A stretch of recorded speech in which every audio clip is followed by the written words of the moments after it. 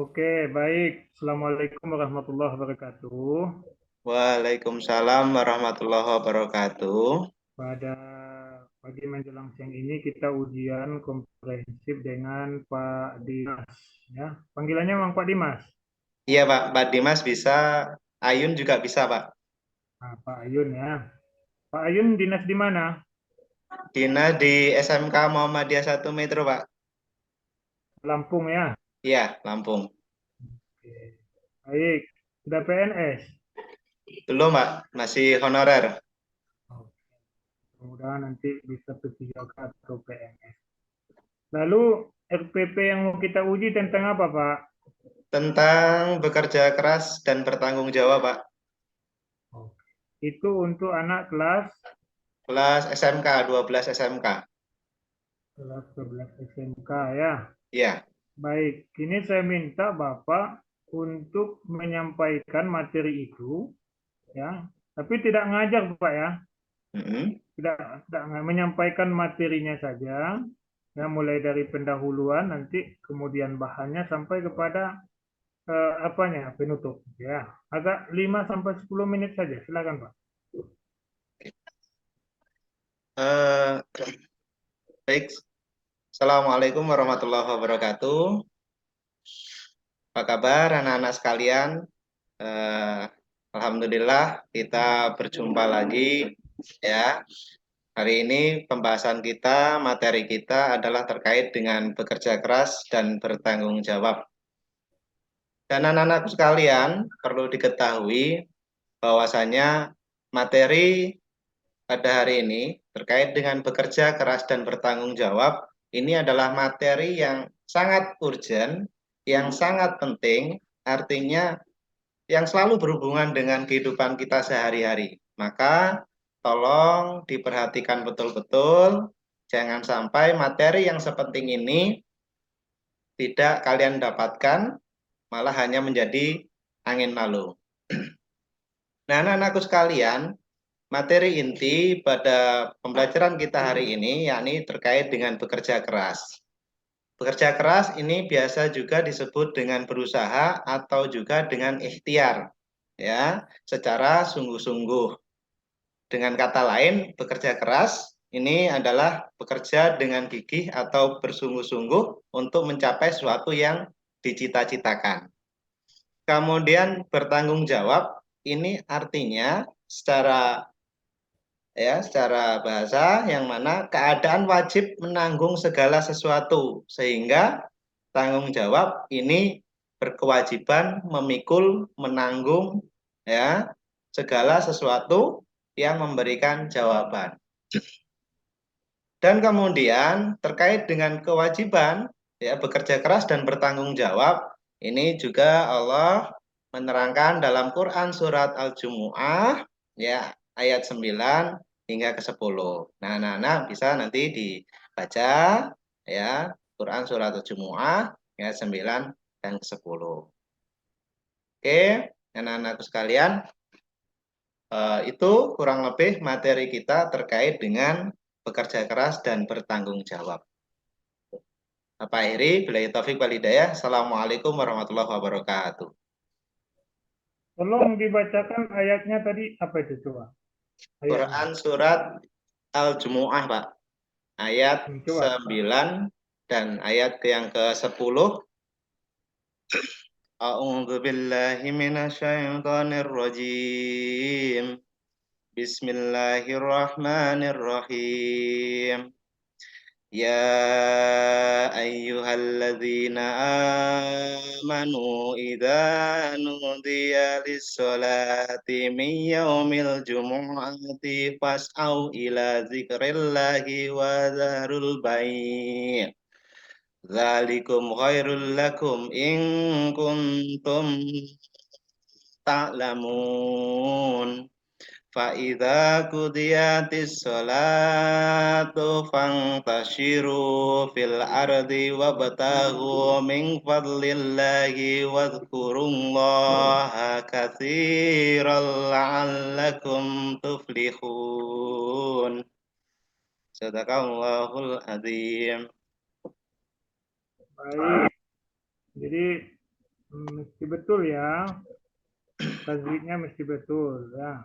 Kalau tidak nanti bagaimana mungkin siswa bisa memahami kalau kita membacanya juga tidak betul. Nah, kemudian yang kedua, ini apa tujuannya ini sampaikan ini ke siswa?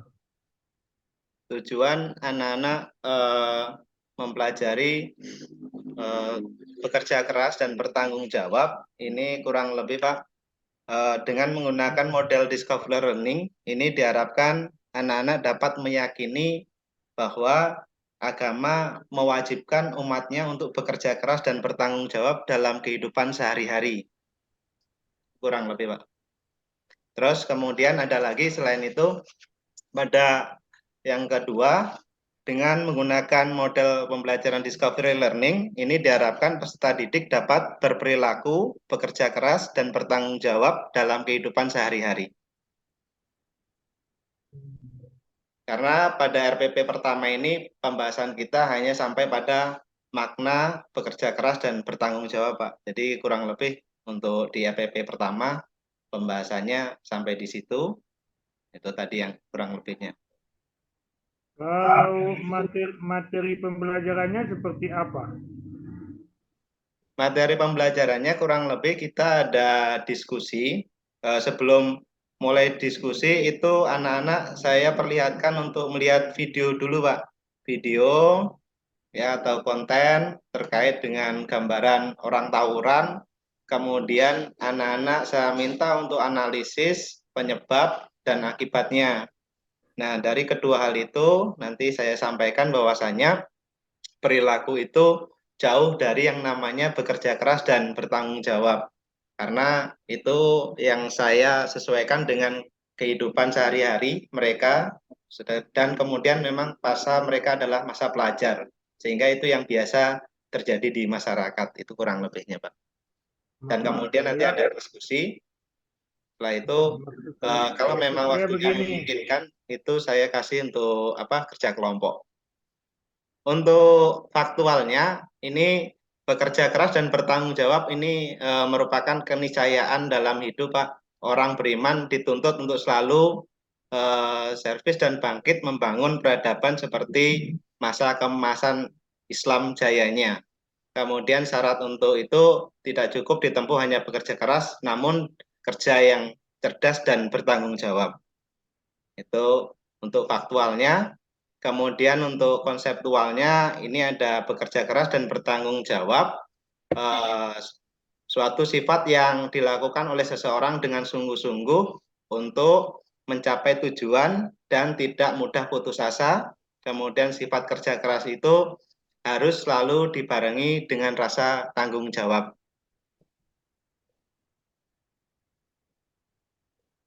Kalau metakognitifnya seperti apa?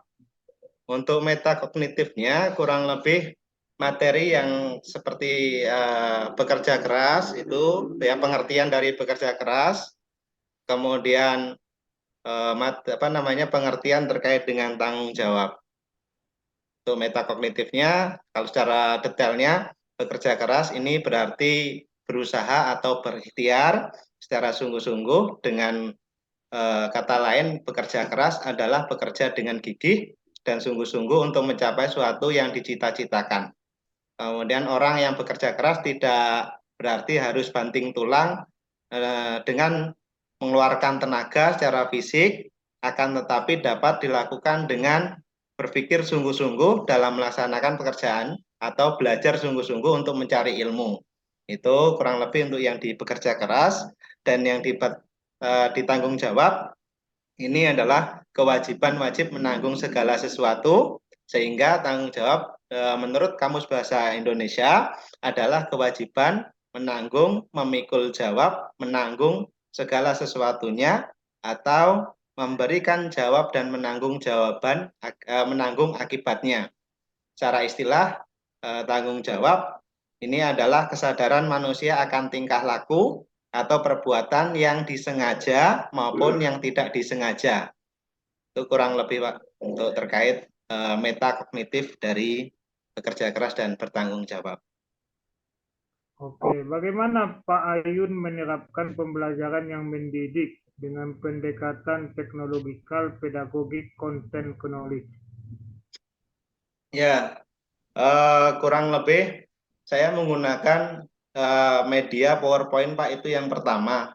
Kemudian saya bantu juga dengan menggunakan YouTube, yang mana saya sudah menyediakan di YouTube itu ada YouTube saya terkait dengan video pembelajaran. Itu saya sampaikan di situ kepada anak untuk bisa menonton YouTube itu terlebih dahulu. Kemudian di situ nanti akan juga ada tes untuk menilai hasil dari kerja siswa. Saya menggunakan Google Form, Pak, kurang lebih. Itu gabungan dari Knowledge untuk TPK-nya yang saya gunakan pada pembelajaran saya. Kemudian medianya apa medianya ini? Medianya kurang lebih yaitu ada internet, YouTube, PowerPoint, yang saya proyektor, speaker juga, laptop juga ada di situ. Bagaimana materi ini bisa disampaikan supaya tercipta suasana pembelajaran yang mengasihkan? Nah, ini Pak, jadi memang dari awal konsepnya itu sudah saya buat anak-anak lebih rileks ya. Kemudian juga saya bebaskan anak-anak itu memanfaatkan fasilitas yang mereka punya, contohnya seperti HP. Mereka dipersilahkan menggunakan HP, namun tetap kita kasih batasan. Nah, sesuai mereka dengan syarat membuka materi, yang membuka HP itu untuk mencari materi. Karena model pembelajaran kita kan discovery learning, jadi anak untuk menemukan pengalaman belajar baru dipersilahkan untuk membantu mereka menemukan terkait dengan materi. Jadi saya bebaskan itu, namun tetap ada batasan-batasan yang diperbolehkan dan yang tidak. Itu kurang lebihnya, Pak. Biar supaya pembelajaran kita nyampai kepada peserta didik. Nah, ini sedikit bicara tentang pengembangan perangkat pembelajaran ya, yang kemudian nanti ada memunculkan disebut dengan critical thinking, creative thinking, reflective thinking, dan decision making. Seperti apa pengembangan perangkat pembelajaran yang akan dikembangkan dari materi ajar ini? Nah, pada pengembangan perangkat untuk yang berpikir kritis dan lain sebagainya tadi itu, Pak, itu Ya, dalam pembelajaran jelas anak-anak kita sampaikan mereka untuk menganalisis materi ya yang telah ditonton, kemudian disesuaikan dengan materi itu sehingga membuat peserta didik itu berpikir lebih kritis terkait dengan materi yang kita sampaikan di situ, Pak. ya seperti apa contohnya? Sehingga siswa itu kemudian tadi disebut dengan critical thinking, decision making, seperti apa modelnya? Contohnya seperti apa? Ya, untuk bentuknya peserta didik dalam berpikir yang kritis. Ini sebentar Pak, saya di sini sudah saya buatkan gambarannya terkait dengan literasinya. Jadi sebelum masuk pada inti pembelajaran, saya ini terlebih dahulu meminta peserta didik agar secara kelompok mencermati ilustrasi dan ulasan singkat tentang misteri dan bekerja keras dan bertanggung jawab. Kemudian saya memberikan kesempatan kepada peserta didik untuk mengidentifikasi sebanyak mungkin pertanyaan yang berkaitan dengan video yang disajikan tadi itu, Pak, dan kemudian dijawab melalui kegiatan pembelajaran. Itu kurang lebih untuk literasi dan critical thinking-nya, dan kemudian untuk kolaborasinya kemudian anak-anak dibuat kelompok memaparkan pesan-pesan moral yang terdapat dalam video yang kita tonton di awal pembelajaran, kemudian mencermati dan memberikan tanggapan terhadap hasil paparan tersebut. Kemudian guru memberikan penjelasan tambahan dan penguatan yang dikemukakan setiap kelompok tentang isi ulasan atau ilustrasi. Kemudian dalam segi kreatifnya memberikan tanggapan, sanggahan, dan hasil terkait dengan diskusi yang disampaikan. Oke, baik. Dalam pendalaman materi ajar yang esensial, kemudian disebut dengan materi yang bermakna, seperti materi yang bernuansa hot, seperti apa? Jadi materi yang bermakna dalam kegiatan ini, FPP ini, anak-anak ini diminta untuk melihat, kemudian mengamati, ya, kemudian anak-anak diminta untuk membaca, sekaligus menulis dan mendengar dan menyimak terkait dengan materi itu, Pak. Kemudian dalam pendalaman aspek penilaian sesuai dengan perangkat pembelajaran ya, Ya. yang nanti ada mencakup di situ sikap, pengetahuan atau kognitif dan keterampilan seperti apa? Jadi penilaiannya kita ada beberapa, Pak. Di antaranya yang pertama ada sikap spiritual. Ini kita menggunakan penilaian observasi, ya, yang mana kita nilai aspek perilaku, ya, anak tersebut bekerja sama, jujur, tanggung jawab, kemudian disiplinnya. Kemudian ada sikap sosial. Sikap sosial ini kita gunakan penilaian antar teman. Kurang lebih yang dicermati adalah mau menerima pendapat teman, kemudian memberikan solusi terhadap permasalahan, melaksanakan memaksakan pendapat sendiri pada kelompoknya, kemudian anak itu bersikap marah-marah, ya, saat diberikan kritik atau tidak, itu yang menjadi penilaian kita. Kemudian dalam penilaian aspek pengetahuannya, ini saya menggunakan soal, Pak, yang mana kita kirimkan melalui Google Form.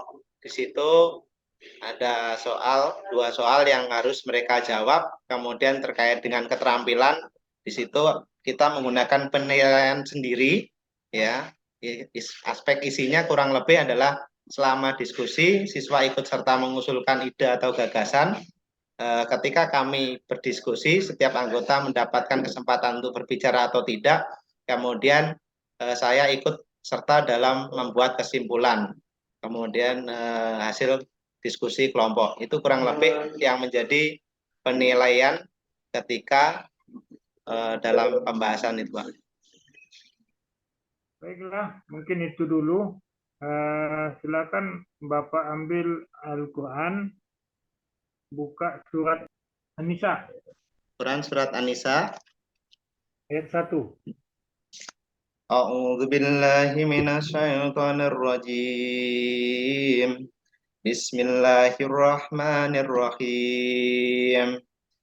Ya ayyuhan nasu taqu rabbakumul ladzi khalaqakum min nafsin wahidatin wa khalaqa minha zawjaha wa batha minhuma rijalan katsiran wa nisaa wattaqullaha alladzi tasaaluna bihi wal arham innallaha kana 'alaikum raqiba. Barakallahu azim. Bapak ambil spidol, ambil kertas, coba ditulis ya. Oke, sudah. Oke, cukup Pak ya. Mudah-mudahan lulus dan sukses selalu. Terima kasih, Pak. Mohon maaf, Pak, kalau emang ada yang kurang berkenan. Lampung ya, Pak ya? Iya, Pak, Lampung, benar. Ya. Gimana di situ udah PNS, Pak? Belum? Belum, Pak, masih honorer. Udah berapa tahun ngajar nih, Pak Dimas? 2016, sekarang udah kurang lebih ya 7 tahun sampai 8, 7 Pak. tahun ya. Oke. Dulu taman S1 di mana, Pak? Di Universitas Muhammadiyah Metro, Pak. Oh, Universitas Muhammadiyah Metro. Ya. Oke. Nah, kita lihat dari awal Pak Dimas. Ini kan ada KI 1, 2, 3, ada 4 ya. Ya, benar. Bisa dijelaskan Pak Dimas, KI 1 itu KI apa, 2, 3, dan 4 itu? Ya, untuk KI 1 ini kita menghayati dan mengamalkan ajaran agama yang dianut, Pak. Dalam artian di sini secara KI 2 itu adalah KI sosial. Coba dibaca, kan tentang sosial aja itu. oh iya, Perilaku jujur, disiplin, santun, peduli, gotong royong, kerjasama, toleran, damai. Itu kan sosial itu. iya, Pak. Nah, itu. KD ini diturunkan dari mana, Pak? KD dari KI. Nah, KD dari KI. KI. Oke, ke bawah lagi, Pak. Nah, IPK. IPK ini diturunkan dari mana, Pak Dimas? Nah, IPK ini kita turunkan dari KD. Dari KD. Nah, berapa IPK, Pak Dimas? Ada 1, 2, 3, 4, Pak. Oke. Sekarang kita masuk ke sebelah kanannya, tujuan pembelajaran. Apa itu? Kenapa di 151 itu ada C2 itu? Itu apa maksudnya ada? Dalam masuknya ini dalam perumusan saya cek di taksonominya dia masuk dalam ranah kognitifnya, Pak. Ranah kognitif. Yang duanya apa? Yang keduanya psikomotor, Pak, karena Bukan, berperilaku. C2 itu. Maksud saya C2 itu. C2 itu menjelaskan, Pak. Meyakini.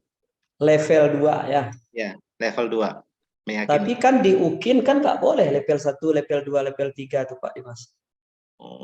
Minimal dia harus level 4, 5, 6, Pak. 4, 5, 6 yang kita Ya. sebut dengan berbasis apa? HOTS. Nah, jadi saya lihat masih ada yang KKO-nya 2 itu. Itu kemarin memang untuk tahap di awal karena kan ini RPP-nya saya bagi 3 tuh, Pak, untuk pembelajarannya. Jadi di awal masih itu. Nah, terus semakin masuk RPP 2, RPP 3 itu yang udah ke arah yang semakin tinggi gitu maksudnya. Tetap jadi nggak langsung up. Iya, dia tetap juga bagaimanapun apapun materinya, semua RPP kita itu ya harus orientasinya hot. Tapi bukan berarti yang mod ataupun load itu ditinggalkan, tapi tetap include aja dia gitu. Tapi orientasinya tidak lagi C1, C2, C3. Bukan berarti kita meninggalkan, enggak. Kan gitu kan? Ya. Jadi tidak lagi misalnya menjelaskan. Ya sebelum dia paham dia harus menjelaskan gitu kan. Nah, itu maksudnya. Nah, terus di tujuan pembelajaran ini kalau Pak Dimas memang ingin membuat adanya di situ leveling dalam taksonomi Bloom, itu sebenarnya adanya di IPK, bukan di tujuan pembelajaran. Jadi terbalik, Pak, ya malahan ya. Di IPK ini naruhnya. Di tujuan pembelajaran itu kita harus memperlihatkan pendekatan ABCD. Pernah dengar itu, Pak Dimas? Iya. Apa itu ABCD? Audience. Terus yang B-nya itu bahasa Inggris biografik apa pengetahuan gitu, Pak. Behavior. Nah, kemampuan. Kemudian situasi atau C-nya itu kondisi, keadaan. Terus yang D-nya itu pencapaian, degree. Ya. Itunya yang harus ditampilkan di tujuan pembelajaran itu. Mana audiensnya, mana behaviornya, mana conditionnya, mana degree-nya. Jadi KKO itu kita taruh di IPK. Kata kerja personal itu C1, C2, C3, C4, C5, C6 itu. Ataupun A1, 2, 3, 4, 5, 6. Itu naruhnya di IPK, indeks pencapaian kompetensi. Nah, sementara di tujuan pembelajaran yang harus diperlihatkan adalah pendekatan ABCD-nya. Jadi tidak lagi terkait dengan di tujuan pembelajaran itu terkait dengan KKO, tidak. Tapi terkait dengan pendekatan ABCD-nya. Gitu, Pak. Ini terbalik gitu Pak ya. Nanti dirubah lagi berarti ya. Ya, dicoba cek untuk PPL dan UKIN Pak Dimas nanti. Oke, lanjut ke bawah Pak. Faktual, prosedural, konseptual, mekanik. Oke, lanjut. Bukannya model diarahkan ke PBL ya Pak? Disampaikan Kak sama dosen Kemarin pembimbing. masih sifatnya masih suruh milih Pak, bebas. Apalagi terus kemudian ada acuan bahwasanya untuk disesuaikan dengan apa penelitian dengan PTK-nya gitu. Ya. Jadi Karena memang perbedaan integrasi apa namanya? Kelebihan integrasi PTK dengan PPL nanti ya ini, karena pada prinsipnya pendekatan yang diminta dalam PPK kan cuma dua Pak. Apa itu Pak Dimas? yang pertama melalui Model PBL, PBL dan PJBL.